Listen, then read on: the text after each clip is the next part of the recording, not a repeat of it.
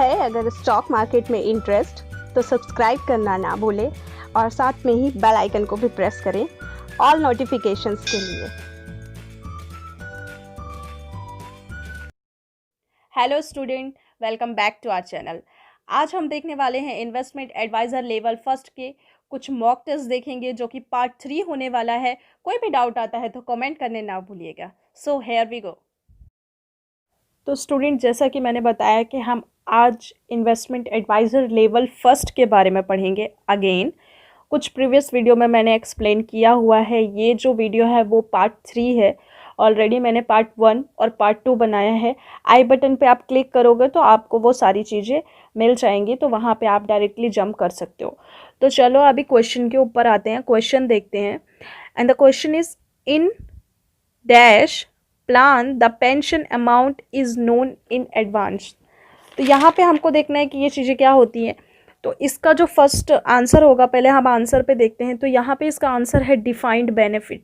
देखिए, इसको भी आपको याद करना, आप याद करके रखिए, प्लस मैं आपको एक्सप्लेन भी कर देती हूँ कि जो रिटायरमेंट प्लान होता है ना, रिटायरमेंट प्लान में क्या होता है कि पहले से हमको जो पेंशन अमाउंट होता है वो पता होता है। जैसे आपके फादर या आपके, अगर आप देखो फादर इन लॉ हो गया या कोई भी हुआ, जिन्होंने रिटायरमेंट प्लान ले रखा है या रिटायरमेंट हो रहे हैं अभी, जो 60 समथिंग पे एज में रिटायरमेंट होता है, तो उनको ऑलरेडी पता होता है कि अब हमें पेंशन कितनी मिलने वाली है। अभी यहाँ पे आप बोलोगे तो ऐसे अगर हम बात करें तो ये तो हमें पता है कि सैलरी में भी ये चीज़ होती है, बट सैलरी में क्या होता है कि वो बढ़ेंगी घटेंगी, बट यहाँ पे ऑप्शन नहीं दिया है सैलरी से रिलेटेड। यहाँ पे हमें सिर्फ और सिर्फ पेंशन के बारे में पूछ रहा है, मतलब रिटायरमेंट के बाद के बारे में पूछ रहा है। तो in defined benefit plan the pension amount is known as advance. इसका आंसर जो होगा वो डिफाइंड बेनिफिट होगा।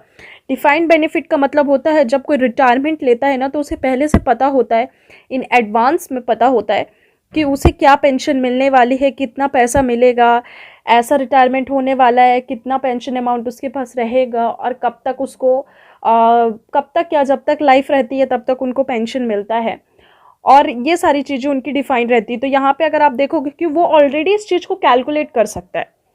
तो अगर आप एक्सप्लेनेशन में जाओगे तो एक्सप्लेनेशन में आप पढ़ोगे तो एक्सप्लेनेशन में भी ये सारी चीज़ें आपको दी हुई है। जैसे मैं आपको बता देती हूँ कि in a defined benefit plan the pension amount or value of retirement benefit. Pension amount अगर आप देखोगे, पेंशन अमाउंट को वैल्यू ऑफ रिटायरमेंट बेनिफिट भी बोला जाता है। इज नोन बिफोर हैंड और the formula based on which the pension amount would be calculated is known. Already आपको पता होता है, आपकी सैलरी के अकॉर्डिंग आपको पेंशन मिलता है, वो आपको पता ही होगा। तो जो भी गवर्नमेंट जॉब में रहते हैं या आप देखोगे कि प्राइवेट सेक्टर में भी अगर कहीं कहीं पे भी वो प्रोवाइड कराता है, किसी किसी कंपनी में रिटायरमेंट होता है तो उसके बाद वो पेंशन देता है, तो इसका जो राइट आंसर होगा वो डिफाइंड बेनिफिट होगा। तो चलिए अब नेक्स्ट क्वेश्चन में जंप करते हैं। तो गाइस क्वेश्चन नंबर 13 पे आते हैं। इसका क्वेश्चन है, a call option is likely to be exercised if. A call option is likely to be exercised if. तो पहले इसका जो आंसर है वो मैं बता देती हूँ। इसका आंसर है market price is higher than strike price. ये कब होता है? जब एक्सपायरी का वक्त आता है और जो आपने स्ट्राइक प्राइस पे बाय किया है, फॉर एग्जांपल अभी मैं आपको बता देती हूँ यहाँ पे कि आपने अगर SBI लिया है, जो SBI है आपका, वो आपने 230 के स्ट्राइक प्राइस पे लिया है, ठीक है, और अभी उसका प्राइस जो चल रहा है वो चल रहा है समथिंग, फॉर एग्जांपल 213 चल रहा है, ठीक है। जब 213 चल रहा है उसका स्ट्राइक प्राइस, तो यहाँ पे आप देखोगे कि 213 अगर जाके वो कहीं 233 आ गया या 232 आ गया, जो कि आपने ऑलरेडी बाय किया था 230 के स्ट्राइक प्राइस पे, तो ये होता है आपका market price is higher than strike price, ठीक है। स्ट्राइक प्राइस ये है आपका और ये है आपका मार्केट प्राइस। तो उस टाइम पे क्या होता है, अगर आपने पोजीशन को एग्जिट नहीं किया है, तो अगर आपने पोजीशन एग्जिट कर दिया तो चलो आपको प्रॉफिट हो गया, वो तो बनी बात है। जो आपका समथिंग जो भी प्रीमियम बनेगा वो आपका प्रॉफिट निकल के आ जाएगा। इट मीन्स कि अगर आपने एग्जिट नहीं किया है पोजीशन को, तो जो क्लियरिंग कॉरपोरेशन होता है, जो आपका प्रॉफिट होता है वो आपका ब्रोकरेज वगैरह काटने के बाद और जो टैक्स लग रहे हैं वो काटने के बाद में जो भी प्रॉफिट आपका निकल के आएगा, जो कि स्ट्राइक प्राइस 30 रुपये 230 का था और 2 रुपये का यहाँ देखो कि प्रॉफिट हो गया क्योंकि 232 आ गया, तो आपको कितना प्रॉफिट हुआ, 2 रुपीज़ का प्रॉफिट हो गया। तो वो आपके अकाउंट में क्या करता है कि डीमेट अकाउंट में वो ऐड कर देता है विथ प्रॉफिट के साथ में।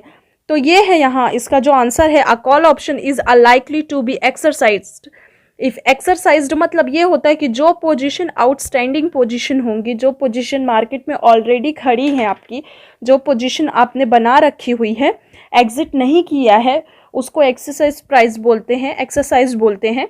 और उस पोजीशन को अगर आपने एग्जिट नहीं किया है तो वो क्लियरिंग कॉरपोरेशन के थ्रू उसे क्लियर करके आपके अकाउंट में पैसे डिपॉजिट हो जाएंगे। जो भी प्रॉफिट होगा, लॉस होगा तो वो तो डिडक्ट हो जाए क्योंकि ऑलरेडी आपने प्रीमियम पे किया है, तो उसमें लॉस वाली तो कोई बात ही नहीं है, आपने ऑलरेडी प्रीमियम पे कर दिया है तो ले दे के उतना ही आपका लॉस होने वाला है। बट जब जो भी प्रॉफिट होगा वो भी आपका कैलकुलेट हो जाता है। इसका मतलब ये नहीं कि आपने पोजीशन एग्जिट नहीं की है तो आपने कहीं ना कहीं उसमें लॉस कर दिया है। तो चलो अभी नेक्स्ट क्वेश्चन पे आते हैं। तो गाइस नेक्स्ट क्वेश्चन जो है, what is the minimum amount of contribution is NPS in a year. तो इसका मिनिमम अमाउंट ऑफ कॉन्ट्रीब्यूशन जो होता है वो 1000 रुपीज़ होता है। तो प्लीज़ आप इसे याद कर लीजिएगा, ये कोई समझाने वाली चीज़ तो अभी है नहीं।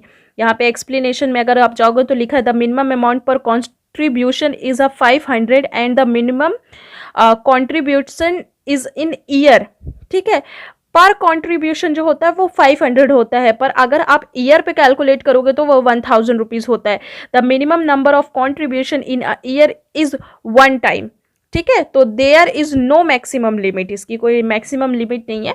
तो ये आप देख लोगे कि यहाँ पे जो इसका आंसर है वो 1000 रुपीज़ है। और एनपीएस इन ए ईयर मतलब ये होता है कि नेशनल पेंशन स्कीम होता है, इसका फुल फॉर्म होता है नेशनल पेंशन स्कीम, ये इसका फुल फॉर्म होता है। और इसका जो भी the minimum amount of contribution जो होता है उसका 1000 मिनिमम इसका होता ही होता है। ठीक है, तो ये चीज़ आप याद करना।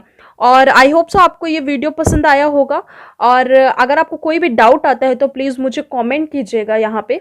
गाइस देखिए यहाँ पे मैंने कांटेक्ट भी डाल दिया है, अगर आपको कोई डाउट आता है तो इस नंबर पे आप व्हाट्सअप कर सकते हो, कॉल कर सकते हो, और इंस्टाग्राम पे भी आप मैसेज कर सकते हो। आई होप सो ये वीडियो आपके लिए हेल्पफुल रहा हो।